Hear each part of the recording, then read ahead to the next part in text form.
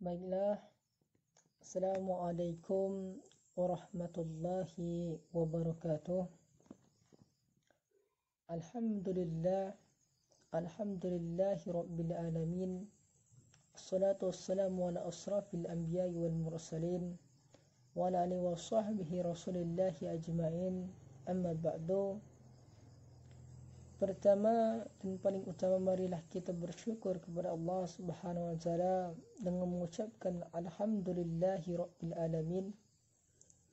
Kedua kalinya, tak lupa pula salawat dan salam kita doakan kepada Allah Subhanahu wa taala agar tersampaikannya kepada baginda Nabi kita, yakni Nabi Muhammad sallallahu alaihi wasallam.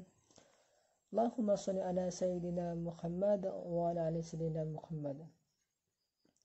Baiklah teman-teman semua, pada kesempatan kali ini saya akan memaparkan kembali tentang materi kelompok 1, kelompok 2, dan kelompok 3. Pertama, saya akan menyampaikan tentang materi kelompok 1.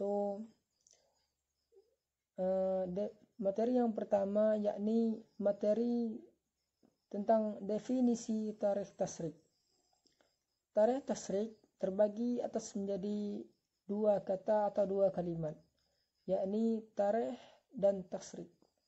Tarikh berarti sejarah dan tasyrik berarti syariat. Syariat adalah hukum Islam. Jadi tarikh tasyrik bisa kita simpulkan bersama, tarikh tasyrik ialah ilmu yang mempelajari tentang bagaimana hukum Islam atau bagaimana penetapan hukum Islam tersebut. Adapun objek dari tarikh tasyrik itu sendiri terbagi menjadi 3. Pertama, tarikh al-ahkam al-i'tiqadiyah. Tarikh ini adalah hukum yang membahas tentang akhlak tauhid di dalam ajaran agama Islam. Rasulullah sallallahu alaihi wasallam pernah menyampaikan bahwa tarikh ini terjadi di Mekah selama 13 tahun. Adapun bagian yang kedua, tasri' al-amaliyah. Tasri' al-amaliyah ini adalah hukum yang mengkaji tentang hukum keluarga. Contohnya hukum perkawinan, perceraian, rujuk, dan lain sebagainya. Selain hukum keluarga tadi, ada juga mempelajari tentang hukum salat, zakat, puasa, pidana, dan lain-lain sebagainya. Bagian ketiga, tasrik al-akhlaqiyah. Tasrik al-akhlaqiyah adalah hukum yang mengkaji tentang akhlak atau tingkah laku manusia. Tasrik al-akhlaqiyah ini dibagi lagi menjadi atas 2 bagian. Pertama, hukum samawi, yang kedua hukum konvensional. Hukum samawi adalah perintah dari kalangan perintah dan larangan yang mengatur kehidupan manusia di dunia dan di akhirat. Syariat ini diturunkan oleh Allah Subhanahu wa taala melalui wahyu yang disampaikan kepada baginda Nabi kita, yakni Nabi besar Muhammad sallallahu alaihi wasallam. Contohnya Al-Quran, dan hukum tersebut berlaku mutlak dan tidak bisa diubah. Yang kedua, hukum konvensional. Hukum konvensional adalah perintah dan larangan yang ditetapkan oleh para pemimpin dalam suatu umat tertentu untuk mengatur hubungan antar sesama manusia individu dengan individu lainnya. Seperti contohnya lembaga legislatif, yudikatif, dan lain-lain sebagainya. Dan hukum tersebut bisa berubah dan bisa diganti.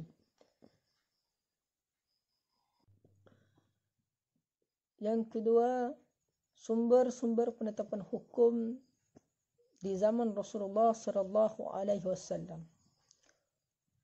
Pertama, Al-Quran, tasrik pada zaman atau pada masa Nabi Muhammad sallallahu alaihi wasallam disebut masa pembentukan hukum, karena pada masa beliau inilah mulai terbentuk atau tumbuh hukum Islam, yaitu tepatnya ketika Nabi Muhammad sallallahu alaihi wasallam hijrah ke kota Madinah dan menetap di sana selama 10 tahun. Sumber asasnya adalah wahyu, baik dari Al-Quran maupun sunnah Nabi yang terbimbing oleh wahyu. Sumber dan kekuasaan tasrik ini dipegang oleh Rasulullah sallallahu alaihi wasallam. Tidak seorang pun yang boleh menentukan hukum suatu masalah baik untuk dirinya maupun untuk orang lain. Alkitab dan Al-Quran adalah suatu kitab yang sudah dikenal, diturunkan kepada Nabi Muhammad SAW dengan berkelompok-kelompok sejak dari malam 17 Ramadan tahun 41 Hijriah. Beliau diberi wahyu ketika beliau sedang bertahanus di Gua Hira. Al-Quran diturunkan sedikit demi sedikit kepada Nabi Muhammad sallallahu alaihi wasallam. Satu surah sesuai dengan kehendak Allah Subhanahu wa taala. Adapun keistimewaan dari Al-Quran ini adalah pertama, diturunkan dalam berbahasa Arab, berbeda dengan kitab sebelum-sebelumnya yang tidak memakai bahasa Arab sama sekali. Kedua, Al-Quran diturunkan sebagai wahyu dari Allah kepada Rasulullah sallallahu alaihi wasallam, yakni Nabi Muhammad sallallahu alaihi wasallam. Ketiga, Al-Quran disampaikan kepada umatnya secara mutawatir. Keempat, membacanya adalah bernilai ibadah. Para ulama sepakat bahawa Al-Quran adalah hujjah yang harus diamalkan. Mereka juga sepakat bahawa ia merupakan sumber syariat yang pertama. Jika ada suatu masalah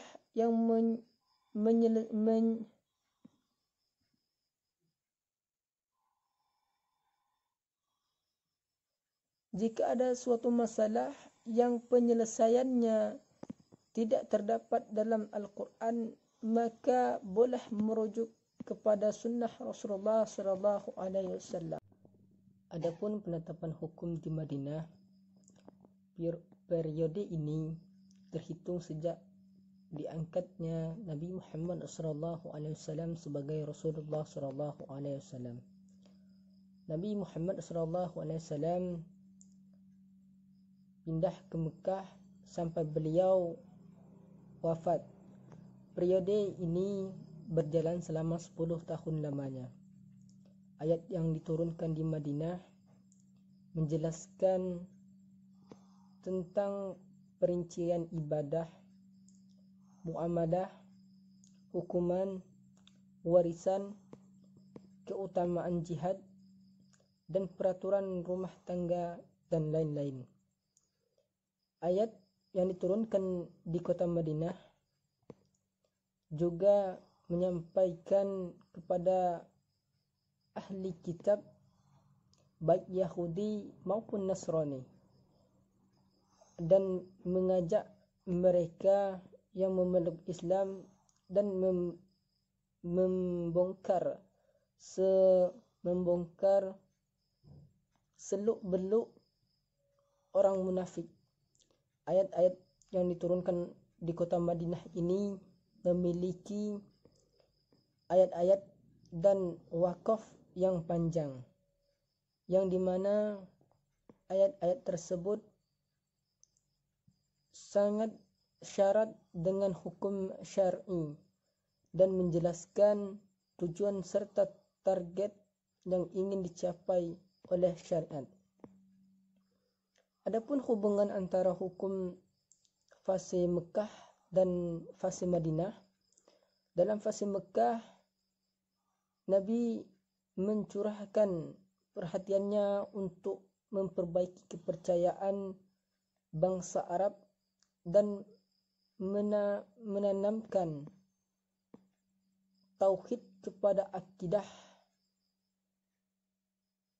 serta memalingkannya dan menyembah kepada selain Allah. Baik, materi selanjutnya yakni gaya bahasa Al-Quran dalam memerintahkan dan memberi pilihan serta metode dalam menjelaskan hukum. Metode Al-Quran dalam memerintahkan untuk mengerjakan perbuatan. Gaya bahasa Al-Quran selalu menarik untuk dikaji lantaran keindahan makna dan strukturnya. Adapun metode Al-Quran dalam memintai untuk mengerjakan perbuatan adalah: pertama, kalimat perintah yang jelas sehingga sebagaimana firman Allah Subhanahu wa taala dalam Quran surah An-Nahl ayat 90 yang artinya sesungguhnya Allah menyuruh kamu berlaku adil dan berbuat kebaikan dan memberi kepada kaum kerabat. 2.